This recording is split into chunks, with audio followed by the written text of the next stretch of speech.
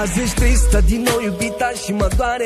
Eu spun că-i vina mea, tu spui că mi se pare. Te întreb din nou și mă prefac că nu știu, dar eu îți provoc durere, mami, și fac pariu că dacă aș putea fi acolo, n-ar mai fi așa. Și fac pariu că prezența mea ar schimba ceva. Știi bine cât mă lupt, indiferent că sunt departe. Sufletul meu e acolo, mami, și nimic nu ne dezbat. Poate chiar știi ce zic, sau poate o iei în glumă, dar sunt legat de tine exact ca un creion de gum. N-aș fi departe dacă n-ar fi vorba de sumă.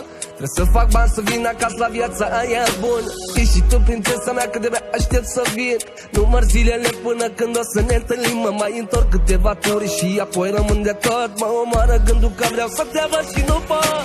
Știu că e greu, dar sunt aici, gata să te ridic, că simți că vii. Știu că aștepți perioada în care va fi bine și câteodată ai impresia că nu mai e bine. Așteaptă-mă, o să vin acasă, că niciodată n-aș putea să te las.